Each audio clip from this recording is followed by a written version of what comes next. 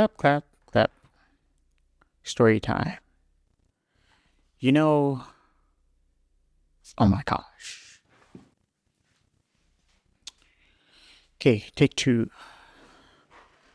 The reason why everyone says consistency is the key to everything is because consistency sucks. Wow, sucks. Yeah, especially when you have a lot of passions and ambitions and things you want to do, especially when you've been told no so many times. And you end up getting to that point where you don't believe that it's possible. Yeah, like just is it possible for you to dream what you want to dream? A little story time. I'm doing this daily vlog pretty much as a personal journal for myself. Anyone else watching out there who also feels that they push themselves in a direction they want to go, but always fall short. And not because of your own doing, partially.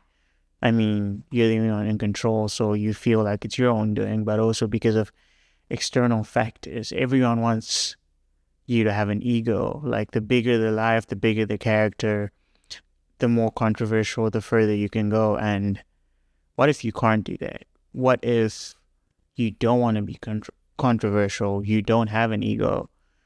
That's pretty much where I'm coming with this journal, I guess, trying to see how I can go about doing the things I want to do without being controversial, without having an ego. Because yes, I dream larger than life, but at the same time, I don't want to be someone I'm not. Back on topic. So, story time. Story number one. As a young kid, always loved music. I started singing. A lot of people will relate to this probably. I started singing in church at the age of 5. Yeah, it was 5. It was 5. I don't even remember how I knew the song, but they ended up calling me by that song every single day for like the next 5 years, every single Sunday. Oh, it's that kid, the Blind Man in Jericho song. And I was like, yeah, it was an introduction to passion and to knowing what I wanted to pursue and what I wanted to do with my life. And, at a young age, they always like, what do you want to do when you grow up? What do you want? I never had an answer for that, but I knew I wanted to sing. So I continued to sing, got to a point where I was doing Ice Titfreds, which are these choir competitions. And the more I realize it now, the more the devil gets in the way of the dreams you have for yourself. So I used to have these frantic panic attacks. I still do now. And most of the time what I was told is that anytime you have a panic attack, it's because it's coming from the devil. He doesn't want to see you proceed. He doesn't want to see you move forward. And I remember I got so big into music, I started looking at all the legends. Elvis Presley was like my favorite. Like, I used to read all the books. Like, there was this series as kids. I can't remember what it was. I think it was Horrible Histories or something like that, where they tell you the stories of these legends. It doesn't have to be music, but it could be history related. And for some reason, I ended up getting caught up with PB&Js. But more of the story. I sang Blue Suede Shoes for my solo performance, and I was sweating the entire time. But I knew I had to see it through, and I did. But I didn't get the result I wanted. Like, the adjudicator obviously saw me and so that I was freaking out, so they let it slide. Not really let it slide, but they could see I had potential. But all the practice I had been doing in the back, all the work I had been putting in, I knew I could have gotten an honors for it. I ended up getting a first, which in my heart I felt was motivation to keep going, but at the same time, I could have done more.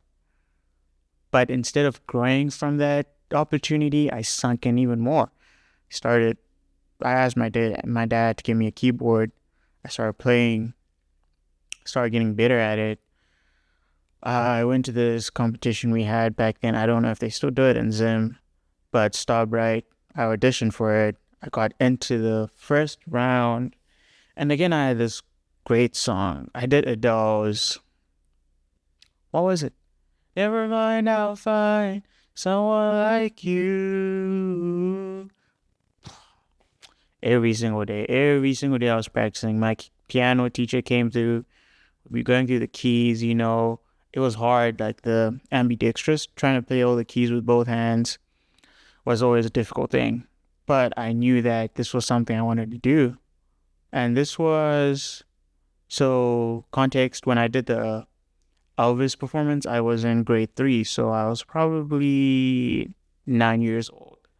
Now, when I was doing this Star Ride audition, I was in grade 6 or 7, so I was 12 or 13. Um, so as you probably know with auditions, you go in, it's a dark room, the judges are in front of you, lights are on you, so it felt 20 times worse. And I started, but I couldn't do both. I couldn't sing and play the piano at the same time. So they stopped me and they told me to do it again. But this time they told me to play the piano separately and then sing. And they were very nice about it. I think Job Praiser was one of the people there. And they just told me that I needed to go back and practice more and then come back stronger. But for me, that already felt like a rejection. That was my second rejection. And I didn't want third time to be a chance. So I decided that from now on, I have the voice. But instead of being up front and center, I'm going to be the person behind the stage, the person behind the scene, the supporting cast, the one who helps everyone else for the good of the choir. So I joined the main choir and then joined group choirs like, quartets, duets, all the its you can think of. Yeah, pretty much for like my whole high school experience. And I gave up on music and doing it for myself because it was an outlet for me. I ended up getting to the point where music and running were therapy for me. I was a great cross country runner. It just, every time I ran, I sang and I sang to the Lord. But the more anxious and the more panic attacks I got, the more I got attacked in my music, the more it affected everything else. So even when I was a strong runner, when I used to be, I guess, probably like top 10 in the country, I started pulling away from that as well because now I got anxious after every meet. I started thinking more and more about what everyone else was doing and what position I was going to be after the race or during the race. And I kind of psyched myself out of it. I think I remember the last meet I did was in Form 1. It was the Arundel meet. And I decided I'm going to start something new. So it's basketball. So, see, here's where the trend starts, where the more rejection you get, the less consistent you become, and the more you throw yourself all over the place, staying back with the music. I gave up for a while, and then in 2021, I want to say, no, 2022, I went back home after leaving for college to go to America. So I went back home after 2 years to renew my visa, but also see the fam, see everyone around me. And that's when I got reintroduced to music because my girlfriend sings and I sing too, so it was a similar interest type of situation. But she had a friend who she considered her son, and he helped her record. And in that process of seeing her create again, I fell in love with making music again. And then I got back to that spot where I am now, where I wanted to create again. I wanted to make music again. But even then, to this day, I still find myself getting to those points where the consistency stops. Where I start, but because I don't see the results, because I don't see the follows or the listeners to where I think the music is, I feel like slowing down again. And it makes it harder trying to put more out there or put myself out there more, because music is an extension for yourself. And sometimes I would get to that point where I make music knowing that not a lot of people want to listen to this, but this is something I would want to hear. But then I would make a song that I know people want to listen to, and then no one listens to it. And then you end up getting to that point where you feel that rejection again for a third time. But you keep pushing because you know that this time around there is no other option. Because if you quit now, you're going to quit everything else. And which leads me to 2026 now, where I'm continuing with the music, continuing to put it out. I realized that, yes, I'm very well versed in English and I've been very educated. But at the same time, the thing that makes me me is my culture. It's me being Shona, it's me being Zimbabwean. So I've started making music that reflects that. And this year, I'm putting it out there so that people can see that and feel the culture more, because I know being away from home, how difficult it is and how you kind of drink the Kool-Aid and become a nomad in a situation where you're in a different country and you feel you miss home, but then you go home and then you know that this isn't forever. So you miss home at the same time. So you're stuck in two minds where you know you're in one place, but you can never fully commit to that place because you don't know if that's the place for you. Because there's aspects of one thing and then there's where you grew up, who you are. So I've put who I am in this music, and each month this year I'm going to be putting it out, going to be putting one single a song for a month and pushing it as hard as I can, putting myself out there, not with any ego, not with any larger than life character, except really I'm going to put myself out there more than I have, because at least if I do it my way and it doesn't work out, then that's okay.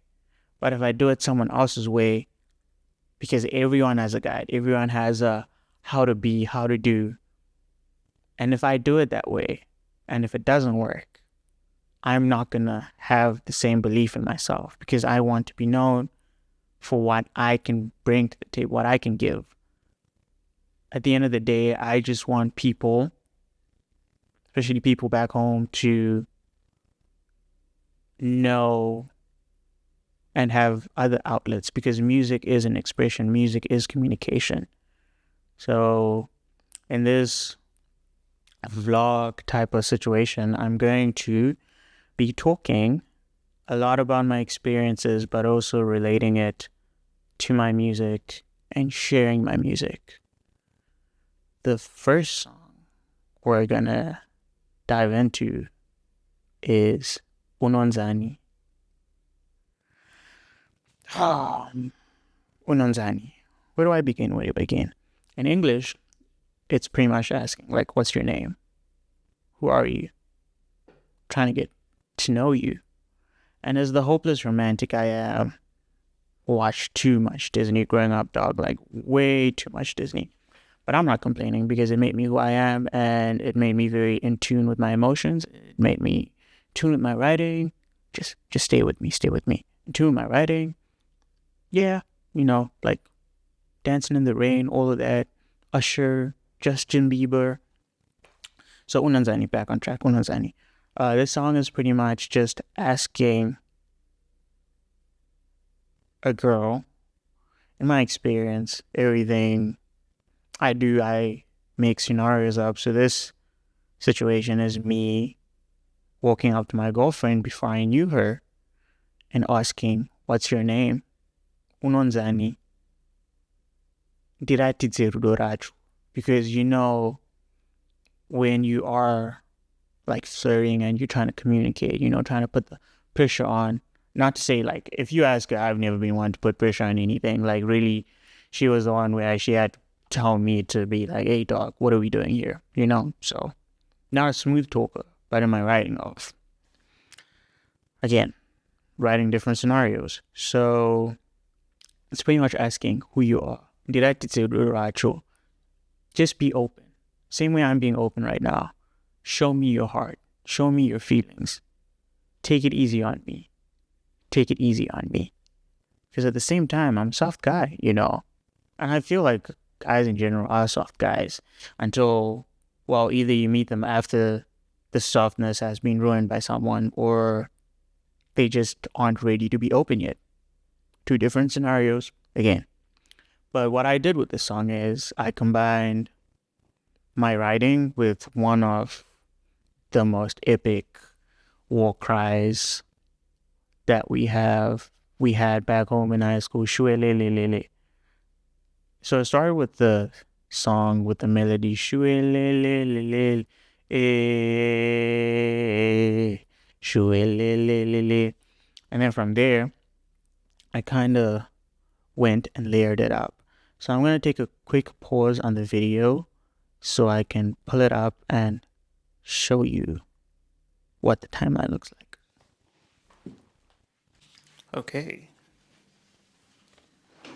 Okay, I am back. And yeah, this is going to be very hard to do. So what I'm going to do is I'm going to take a screen recording and then I'm just going to put it there. But pretty much, here's how it goes. I usually layer my songs with my main vocal and then a bunch of backings. So if you ever hear the war cry, you always know that people in choir always want to make harmonies for it. So that's what I ended up doing. And it sounds like this.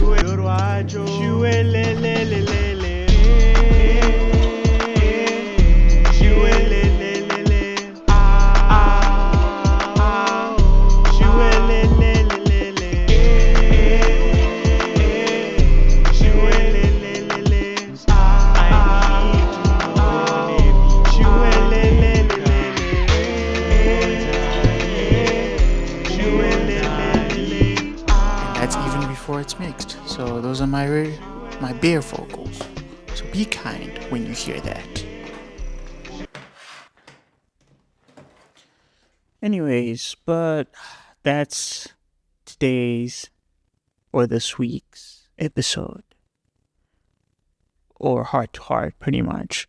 I'm still debating on whether I want this to be a weekly thing or a daily thing. I guess it all just kind of depends on the feedback or the momentum or who watches this, and if they are interested, I will make it a more frequent thing where I do it daily. But for now, I'm just gonna keep it to one video a week, and then you're just gonna see a bunch of content for the song. So hope you enjoy.